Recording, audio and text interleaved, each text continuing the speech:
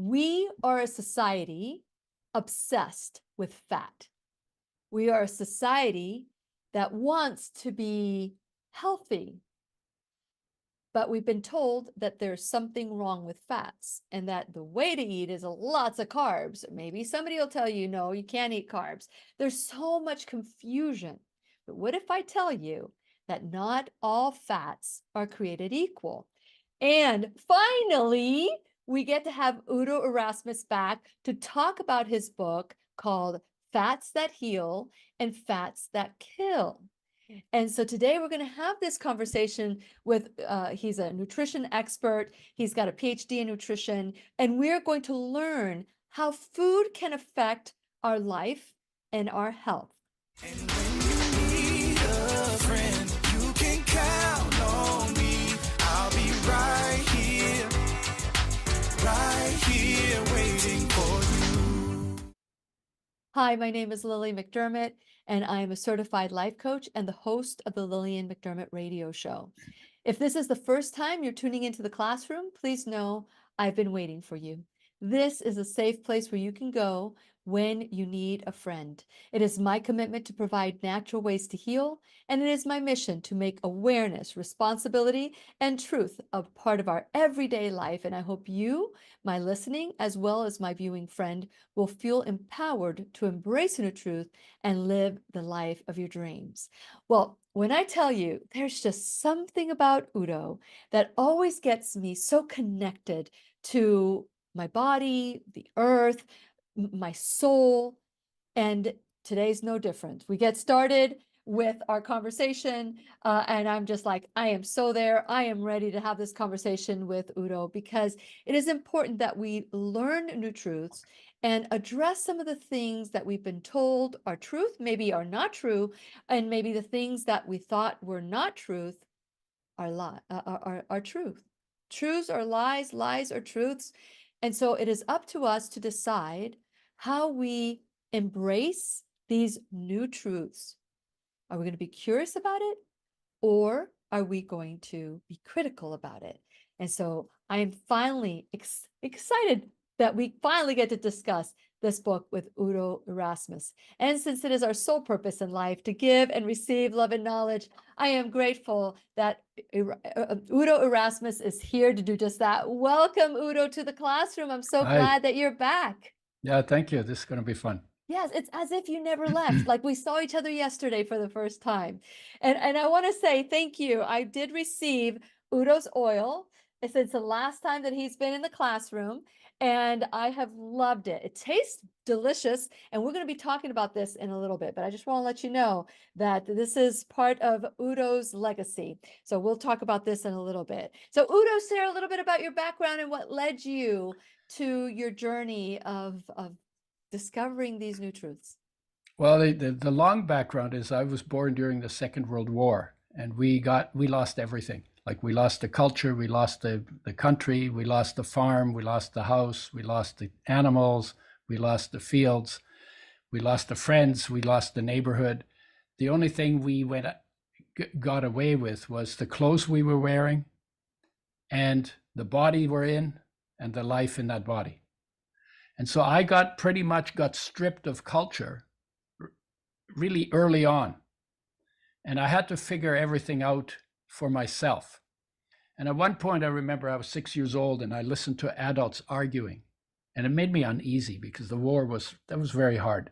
It's like, I never felt safe and I didn't know what I could trust. And so here these guys arguing about something that I thought was really trivial as a 6-year-old. And this thought went through my head is, man, there must be a way that people can live in harmony. And this little cocky voice says, and I'm going to find out how. 6 years old, doesn't know how complicated everything is. So that was and so I've always been trying to figure out things because I didn't, because when you know how something works, you get security out of it. Mm-hmm. That's why science, predict and control, right? It makes your life safer. And in my situation, I needed to feel safe, right? Mm-hmm. So I got it. And so I was always experimenting, even as a little kid, banging things together and figuring out what was bigger and what was stronger. And, and I got into quite a bit of trouble for wrecking things in the process. And then when it came to going to university, I got into science because I wanted to know how things work. And then I got into biosciences because I wanted to know how creatures work. And then I got into psychology because I wanted to know how thinking works. This is all in the service of how can we live in harmony together, right? Then I got into medicine to figure out how health works. But I only learned about disease. And when I asked the dean what is health, he said, we don't know, we're working on it. That was probably the most disappointing answer I ever heard in any of my many years of university studies. And then we were told that a doctor should sound as though he knows what's going on even when he doesn't. And that ended my medical career. I was not going to lie to people. We call that lying on the farm, right? Yeah. They call it expert, looking like an expert. And so I went back into biochemistry and genetics. And then there was still something missing. So I left university, and then I looked in other places. And what I was looking for is I wanted to know what life is. It's like I thought we would have a beaker full of life, or half full of life. It would be liquid and shining. We never got that beaker in biology. You don't study life in life sciences. Mm-hmm. You study form and function. If you want to know life, you actually have to bring your awareness inside of your own body, in the space your body occupies, because that's where you can have a direct experience of life. And then you know what it is. Mm-hmm. And then you say, oh my God, life is unconditional, empowering love for the body. And its message to the body is the same message as the masters to humanity, which is, I am come not to judge, but to love. That's the message. And I got that message from the master. That's a whole other story. But I realized that's also the message of life to you, life to your body. And in fact, you are that life in your essential nature. No. So then I got married, and we had 3 kids, and my marriage broke up, and I was very upset. And I took a job as a pesticide sprayer, full time, was really careless. 3 years, got poisoned by the pesticides I sprayed. Mm-hmm. And went to the doctor and said, what do you have for pesticide poisoning? She said, nothing. And that day, the penny really dropped. I knew, I was not really very junky in my eating, but, I didn't really take as much care as I could. But that day is like, oh my God, my health is my responsibility. And if I'm not taking care of it, maybe nobody is. If I don't care about it, maybe nobody does. Mm-hmm. And then I decided, since I was on my own, the doctors didn't have anything for pesticide poisoning, I decided to go into the research with the background I had in biochemistry and to look at everything that had to do with health and nutrition and disease and nutrition. And it's because the body's made out of food plus water and air, but I was only thinking about food. And I knew that the body's always turning over. The body is a major construction site. 98% of the body, of the atoms in your body, are removed and replaced every year. 98%. So what that means is if something goes wrong with your body, then what you do is you raise your standard for food intake. And when you raise the standard for food intake, and you do that for a year, you will have rebuilt 98% of your body to a higher standard. So that was helpful. So I was looking at the 18 minerals that are essential nutrients, and the 13 vitamins, and the 9 essential amino acids, and then the essential fatty acids that come from oils. These are essential because we have to have them to live and be healthy. We can't make them from anything else in our body. So they have to be brought in from outside. But if we don't get enough of any one of those 42, our health will decline. We will get deficiency symptoms. They will get worse with time. And if we don't get enough long enough, we die. That's how important these 42 nutrients are. And then the good part, the hopeful part is that if our health is declining because we didn't get enough of one or more essential nutrients, but we bring in and optimize our intake of them, then all of the problems that come from not getting enough are reversed. because life knows how to make a body that works, provided we take responsibility at our mouth to provide all of the building blocks it needs to do that. So I got stuck on oils because that was the most confusing area. I read a study that said omega-6 is an essential nutrient by the definition I just gave. And the very next study I read said omega-6 gives you cancer and kills you. It's like my head exploded, right? And that's Like, the wait. problem. And that's a problem. And both the people have done the research, both the people have done, and so it's like, where do you go from there? How Yeah. did you discern that?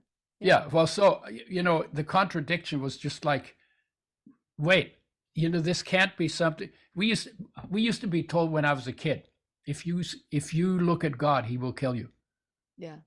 And I was like, wait, and I'm thinking like a little kid, wait, he loves me unconditionally. He makes me breathe while I'm sleeping. He makes my heart beat. He digests my food. He makes everything go all the time without me having to pay any attention. Yeah. And then if I want to know this really cool guy who is just so unbelievably good to me, then he kills me.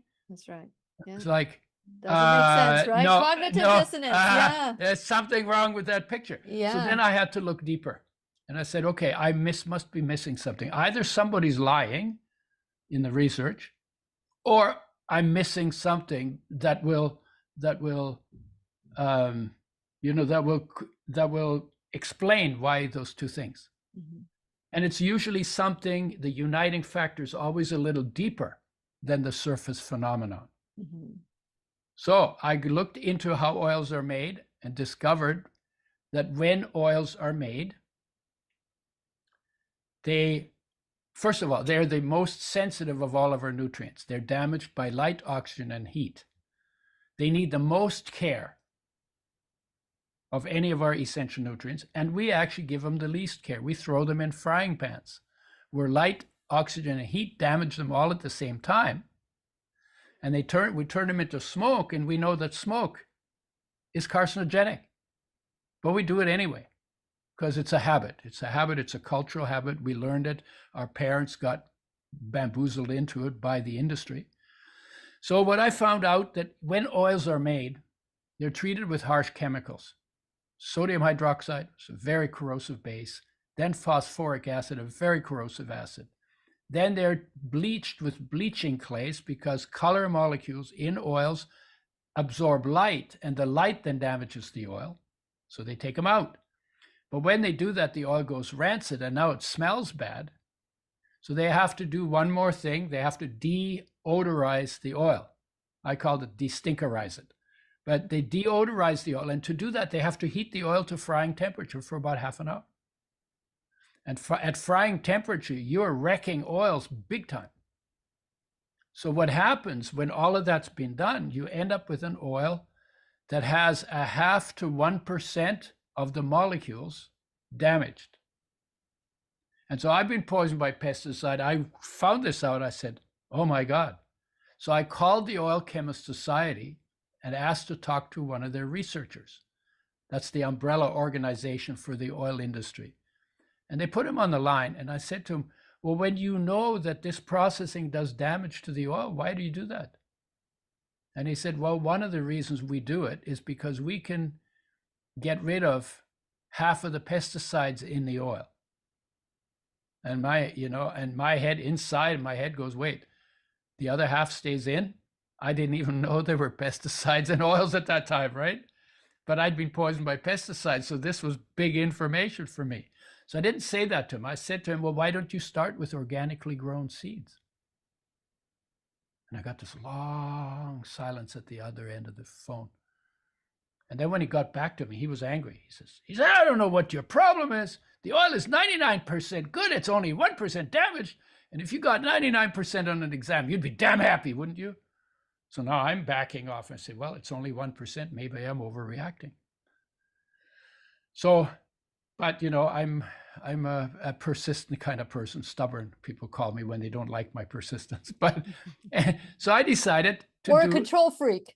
I've been called that. If you know what you want, and you want to find it, and then you won't rest until you do. So good on you. Good on you. Yeah, control freaky for the things that I'm really passionate about. But other than that, I'm not a control freak No, at all. exactly. Yeah. So I decided to do the math. There's a saying, when in doubt, do the math.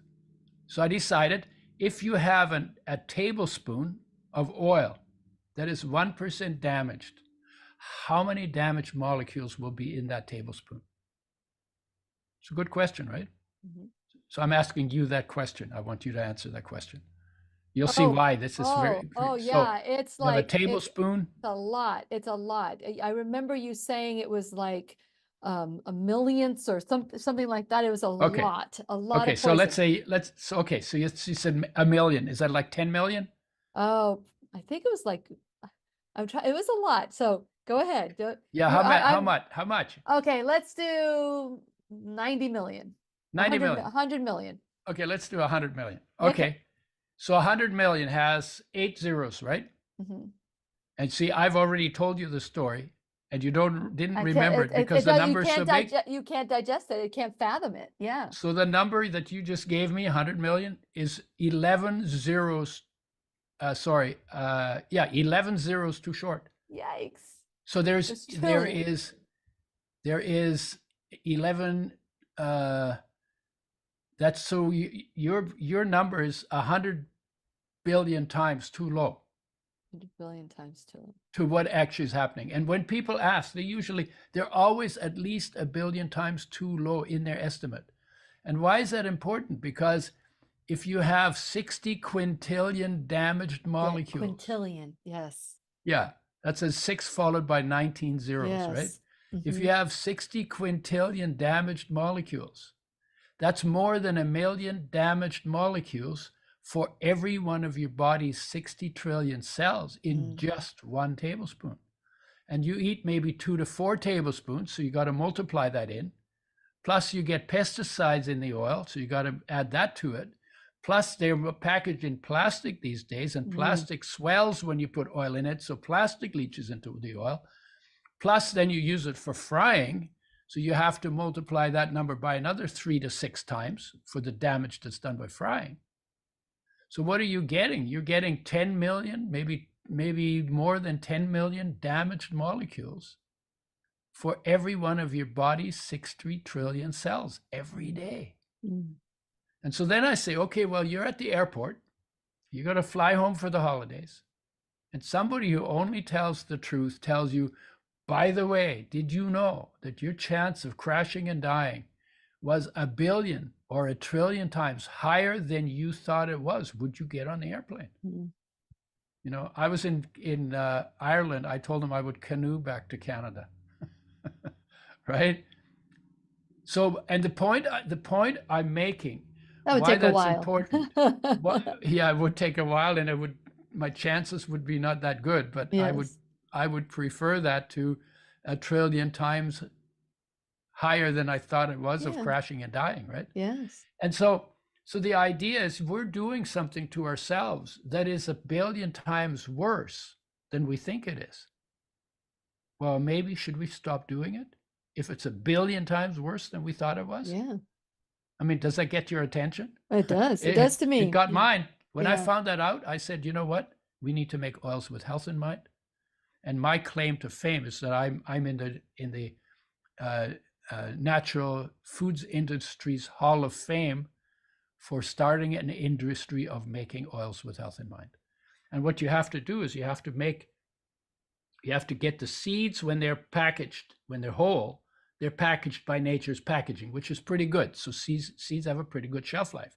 Now what you do is you will got to squeeze them to press the oil out, and then you got to settle it, and then you got to filter it to get all the crud out, and then you got to bottle it, and you have to design a method where no light and no oxygen and only low temperature get to that oil throughout the entire process until it's in a brown glass bottle, in a box to keep the light out completely, in the fridge, in the factory. Then you ship it out. It's refrigerated in the stores. Then you buy it, you take it home, you refrigerate it at home. So an enormous amount of care needs to be taken if we want oils to unfold their health benefits. So that's what came out of this oh my God, why are you damaging the oil? And that just started, and then I got into, I got into it then. And the year after I got poisoned, this was in 1980, I got poisoned. In 1981, researchers established that omega-3s are essential nutrients. That was known for omega-6s way back when.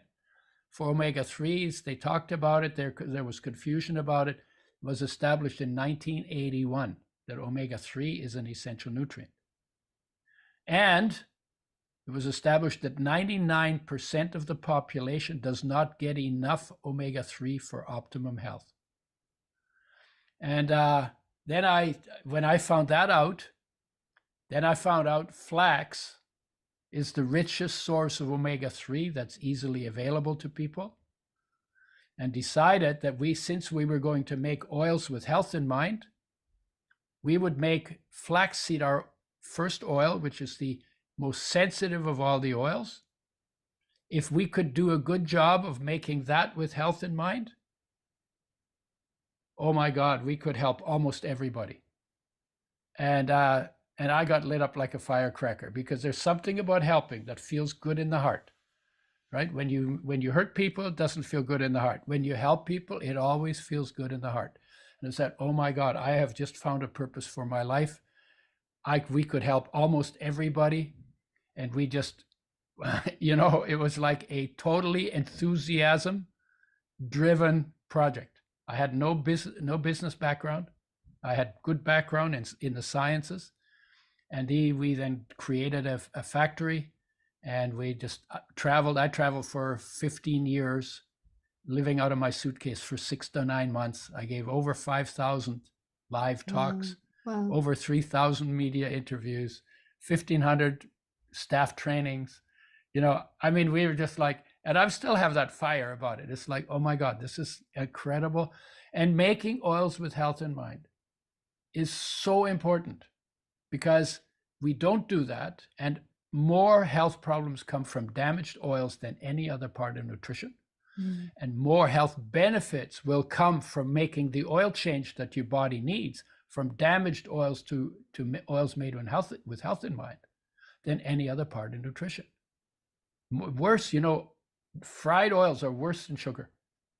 Damaged oils are worse than sugar. Getting more than 1 million damaged molecules for every cell in the body in a tablespoon, that's worse than sugar. Sugar, if you eat too much, you'll go in a coma, and then your body will slowly burn it out. But this stuff will get you inflammation and increase the risk of cancer. That's true for all fried foods, by the way. Anything that you burn will increase inflammation and the risk of cancer.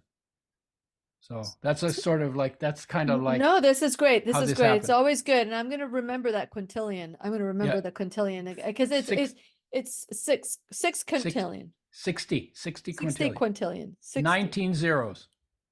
60 quintillion. Wow. 19 zeros, right? So Okay. then the other thing is we made flax oil, and then I became omega-6 deficient on flax oil, because the balance between omega-3 and 6 needs to be right, because both have important functions, and they use the same enzymes to be converted to do those functions. And if you get too much of one, it'll crowd out the other. If you get too much of the other, it'll crowd out the one. Most people don't get enough omega-3 because they have a lot of omega-6 in their diet. And of course, they're partially damaged too. And flax is the only oil that can make you omega-6 deficient, because it has a lot of omega-3 and very little omega-6. So I became omega-6 deficient on it when I used it as my only source of oil in the diet. I got dry eyes, skipped heartbeats, arthritis-like pain in finger joints, and thin papery skin.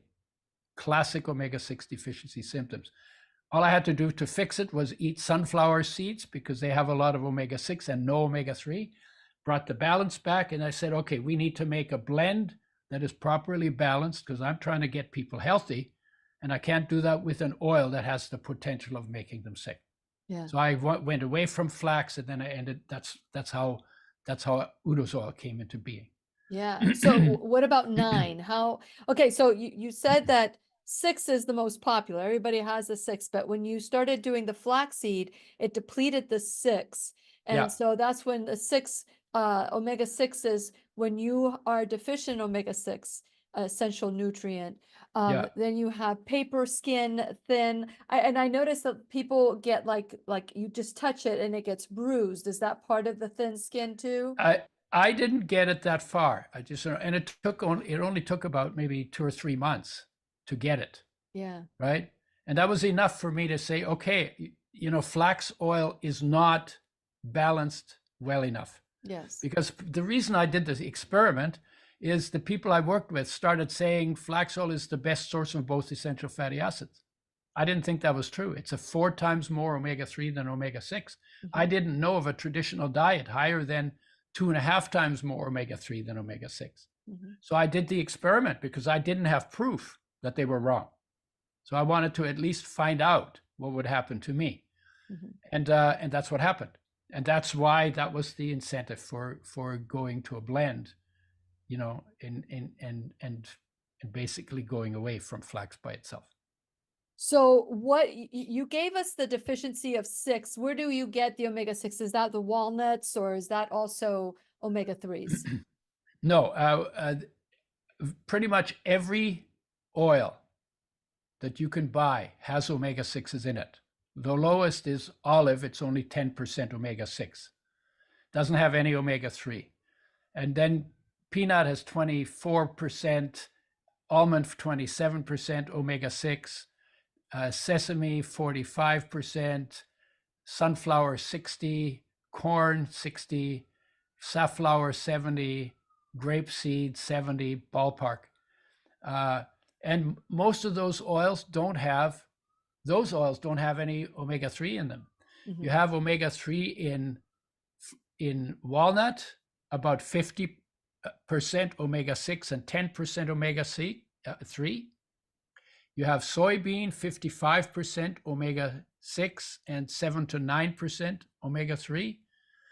Then you have canola oil, about 10% omega-3 and 24% omega-6.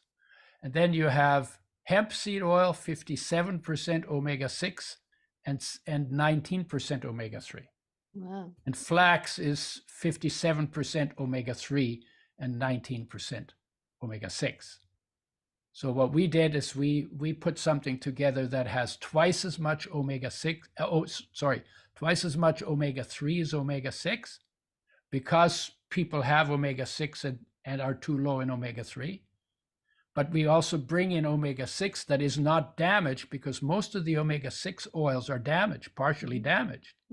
And I would, if from a health perspective, I would want you to stop using those and to switch to omega-6s and omega-3s in the right ratio, both made with health in mind. And then you use them in foods after they come off the heat. So you never use them for frying. Yes. And you add them to food, and you mix them in food because they enhance flavors and they improve the absorption of oil-soluble nutrients in your foods. So that's a good thing, why you should have oil with foods. And you spread out your intake over the course of the day. Optimum is about 1 tablespoon per 50 pounds of body weight per day in winter. And in summer, maybe half or 2/3 of that. And we measure it by how skin feels, because if you get enough oil, and both omega-3 and 6 together form a barrier in the skin against the loss of moisture, and you end up with soft, smooth, velvety skin, and you don't need to put gunk on from the outside. If you have dry skin, you're not getting enough oil, because skin gets them last and loses them first. The inner organs get priority, because if your heart dried out, you'd be history, but you can live with dry skin. So skin gets it last, loses it first. That's why you can use that as a measure of optimum intake. What about 9? Where do you get omega-9s? Because this is 369 blend. Yeah, everybody calls it, we used to call it omega-3/6 blend, because only omega-3 and 6 are essential.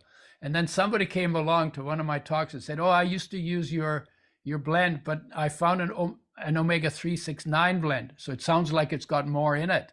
So I stopped using your oil. Well, my oil was actually better and had omega-9s in it. And also all oils have some omega-9s, which are monounsaturated, and saturated fats in them. So in the trade, it became customary to call those oils omega-3, 6, 9 blends. Oh. But 9 is not essential. Your body can make omega-9 out of sugar and starch, and your body can make saturated fats out of sugar and starch.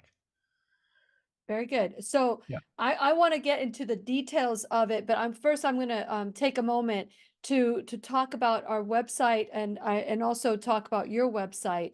And so I want to encourage all of you to go to whenyounneedafriend.com. While you're there, please subscribe, like, and follow. Share this video. This is a way to help out the classroom. Share this video with all your friends, all those people that you love, and people that you just meet in the street, because this is essential information. It's not just an essential nutrient, it's essential information on how we can choose the fats that we eat. Okay, so while you're there, please subscribe. And like I said, like and follow me on all social media. Check out my sponsors, support my sponsors the way that they're supporting the classroom, and check out my Shop Now bag. Check out all the different workshops that we've done in the classroom, even the work that we've done with Dr. Lorraine Day. Just check out our Book of Revelation and the 100 Lessons from the Exodus DVD, and also in online. And you can also check out all the Lilly approved products on my Shop Now bag. And last but not least, you can become an enrolled student in the classroom. So whether it's $1 or $1,000 a month, or a one-time donation, or just sharing this video, putting emojis on there, whatever it is, and making a comment, those are different ways that you can help the classroom grow. So I want to encourage you, if you're looking to tithe or to help out in any way, please consider the classroom, the Lillian McDermott Radio Show classroom. We will appreciate anything that you can give. Today we have Udo Erasmus. I have really, truly enjoyed your oils. They taste really good. I never thought I would have oil straight, but I've done that. So share a little bit about the oils, and I know that you can go to udoerasmus.com, or you can go to florahealth.com/Udo. So share a little bit about how do you use this product? How can you use it? Can you pour it on your salads? Can you just drink it straight? Put it in a dressing? Yeah, first of all, I never recommend that people take oil straight, because oil has a certain texture and some people don't like it. And I had people come to me and say, I don't like the taste of your oil. So I say, how'd you take it? Well, I took it off a spoon. So I said, when is the last time you took cooking oil off a spoon? Well, I never do that. Well, why are you doing it with mine? Oils belong in food. So you mix them in food. They're literally compatible with all foods. Mm-hmm. So you literally can put them on your veggies. You can put them on steamed veggies. You can put them in hot pasta sauce once it comes off the heat. You can put it on fruit. You can put it on starch. You can put it in protein, literally compatible with everything, but only one caution. If you put it in your mashed potatoes, they'll taste amazing, but you may put on some weight, because when you start using the oil as fuel, you need less carbs. So you want to lower your carb intake. Good advice. Because we have had people, you lose weight with the oil, because it increases metabolic rate and oxygen metabolism and energy levels. And you have more energy, you're going to be more active. But they also will burn your body fat. They'll turn on fat burning genes and turn off the fat production gene in your body. And they will literally burn off your fat as heat. They actually increase thermogenesis quite effectively. Interesting. So there's lots of ways why they get your fat burning. I call them the fat burning fire starter. Mm-hmm. But you want to make sure that your carbs are not too high, because otherwise the carbs will override the fats, because carbs have to be burned first. Mm-hmm. So you do I call it a fuel switch rather than a fuel addition. Interesting. Yeah. So why would I choose an oil versus having, like when I make my breakfast in the morning, I always add hemp seeds and flax seeds, and it's Yeah, ground, and I'll add walnuts and to what I'm making, and I eat it whole. So let's talk about the benefits of, yeah, the oil versus the nuts yeah. and seeds. Well, so yeah, so nuts and seeds are good food because they have oil, they have protein, they have minerals, they have fiber, they have other minor ingredients in them. So they're good foods. But somebody told me, well, look, why don't you just eat whole seeds and nuts?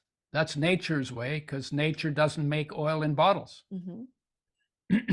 And then the assumption is that nature's mandate is optimum health.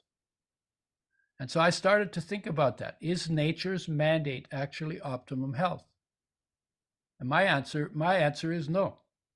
Nature wants you healthy enough to grow up, healthy enough to have kids, healthy enough to be able to take care of the kids till the kids don't need you anymore.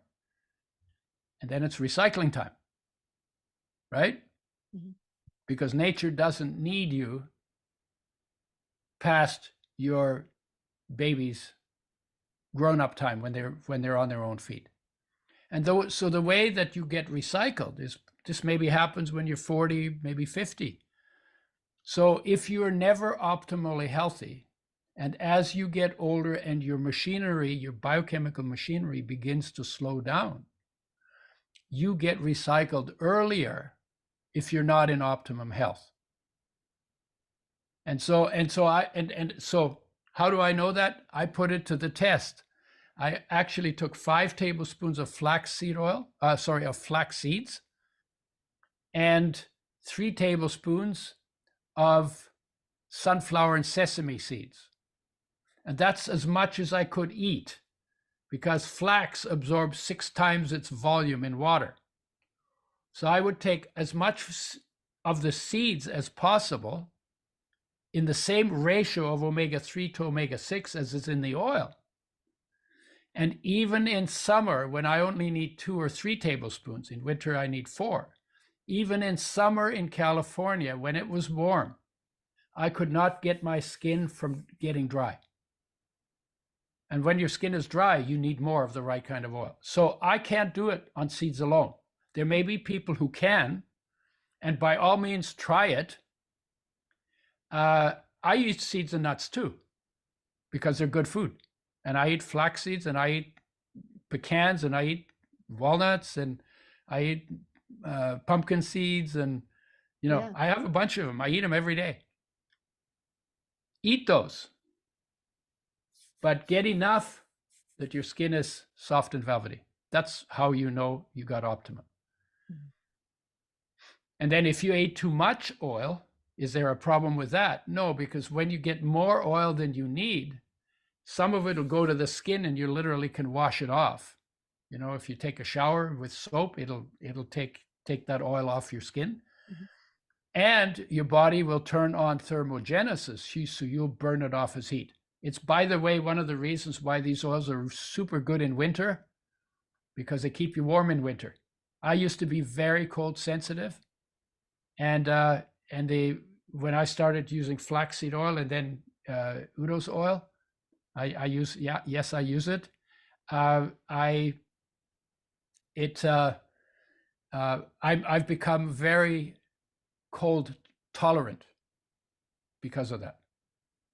Omega-6 and 3 made with health in mind, super important for pregnancy, because the brain is, have 60% of the brain, if you take the water out of it, 60% of what remains is fats, omega-3 and omega-6, essential fatty acid derivatives in about equal parts. And when a woman is pregnant, she has to maintain her own brain and build a brain in her womb. And most women don't get enough omega-3s. So what happens? They've shown that each child gets less than the previous child.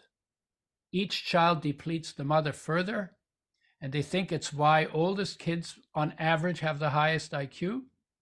and the IQ goes down with birth order, and why women get 2 to 15 times more chronic fatigue, depression, fibromyalgia, inflammatory, autoimmune, and there's one other diseases than men do. Collagen diseases. Yeah. And they get them 2 to 15 times more than men. And they think it's the depletion of essential fatty acids during pregnancy that sets them up for those. So they say, the researchers say, women need to make sure they get a reliable source of both essential fatty acids, I would add, made with health in mind and in the right ratio, both for their own health and the health of their children. And the ratio between 3 and 6 is half? In the blend, Yes. twice as much omega-3 as omega-6, because that's the one that's missing in most people's, or too low in most people's diets. And we just put in enough omega-6 so that you do not become omega-6 deficient. Okay. Yes. And then if you eat, there's omega-6s from other sources. So we high grade them just to make sure that you optimize your omega-3 intake. And you can put this in, and let's talk about real quick, because we only have about 3 minutes left. Can you believe how fast time has gone? Oh yeah, when you're having fun. I know, we always do, don't we? Okay, so let's talk about the don'ts in oils. You said no frying, but the do's are you can add it to food once it's cooked, and you can add it to your salads, you can add it to your vegetables, whatever it is that you want to do. That's all well and good. But when you're buying, let's say you buy this, but now you want an olive oil. What are some of the key things that we must look at that we should avoid? Keywords like, I was looking at just recently, and they're using a word it's almost like that it's extracted a certain way. The oil is extracted. What is that word and how that extraction? Solvent extracted. Yeah, it's something because I only buy organic oils, but just recently I was doing I was using an avocado expeller it's almost something like the word was expeller. Expeller pressed. That's it. Is that a good thing? Is that a not good thing? Because I look for cold pressed. Yeah, cold pressed is a completely meaningless term. People like to use it to make it sound like it's good oil, but it actually means nothing because they can define it any way they want. There is no definition for it. And people define their way around it and make really bad stuff sound good doing that. So expeller pressed is a mechanical process. We use that. Solvent extracted, they use hexane, and then some of the hexane remains in the oil. And although your body makes some hexane, you don't need more. You want it to be hexane free. Yeah, it'd be just as well. It'd be better hexane free. Okay. So, and like I said, cold pressed doesn't mean anything. That came from, it used to be cold hammered because they used to make it in wedges like 120 years ago, and they drip oil out. And then when the big presses came along, they wanted to make it sound like the big industry oils were as good as the old oils were that were made on the estates. So they called it cold pressed instead of cold hammered. And that was the idea. It was simply a marketing term. Hey, listen, marketing people are necessary. To bamboozle people. Exactly. It's like you have to be careful. It's like, that it says this. I remember my dad calling me one time, says, "Hey, Lily, pork is the other white meat." And I'm like, The great devil, marketing. what is it? The devil has a silver tongue. Yes. Okay, so let's look at what we need to look at. We want it to be organic. We want it to be non-GMO organic, right? Yep. And is there any other things that we can look at in the label that is an okay oil to have? Well, yeah, you have to have the ratio between the two right. They both have to be undamaged. Organic, obviously, you already said that. And once you if you freeze it, you get like a 3-year shelf life on it because the molecules don't move, so they don't react. So you can freeze it. Yeah, so can you freeze this? Yeah, because oil shrinks when it freezes, so you won't break the bottles. Water breaks glass bottles when you freeze it because it expands, but oil shrinks. So yeah, I Okay. have mine in the freezer all the time. I buy it by the case. Uh-huh. I put it in the freezer, take it out, put one bottle in the fridge. In the fridge closed, it's about a year. And once you open it, you use it up within 8 weeks, because once Wow. you open it, air gets in, and then slowly the air begins to react with the oil. Great Happens. information. Great Yeah. information, Udo. I am so excited that this is a topic that we really need to refine in our life because we've Yeah. been told oils are bad, Yeah. but if we can Don't refine the oil. no, we want to refine. Only refine your understanding of it. Correct. We want to Yeah. refine our understanding. And Yeah. if we know what to look for when we buy an Yeah. oil, whether it's Udo's or it's an olive oil or it's sunflower Yeah. oil or whatever, at least we know what to look for. Yeah. And I think that this is a great example. So use this, the Should dark in a box and should be in glass. If yes. it, putting the box around it protects the omega-3 and 6. So all of that is done. Like this, it's a lot of care that gets taken Yeah. to keep the oil from being damaged. And that's Yes. really important when it comes to oil, because you can dry minerals and you can flip them on a shelf, and 100 years later it'll be still the same mineral. But you can't do that with oils. Oils are like Yeah. lettuce, Yeah. perishable, and and you have to give it the care it needs if you want it to unfold its super important health Well, benefits. this is great information. I hope you guys took lots of notes today. And if you have any questions, make sure you put your emojis, write your questions, and I will get them to Udo. I'm so grateful to you, Udo, for coming into the classroom, and I'm looking forward to our next conversation. Well, thank you for allowing me to teach the class. Oh, absolutely. And please remember, we'll be right here waiting for you worldwide at whenyounneedafriend.com. This is Lillian McDermott and Udo Erasmus wishing you love, peace, joy, and unexpected abundance. Make it the best day ever! Yay! That's a great ever. The opinions and advice expressed on the Lillian McDermott radio show are intended for the individual callers and guests on the program and are presented to our wider audience solely for general educational purposes. Please act responsibly and consult personally with your own medical, psychological,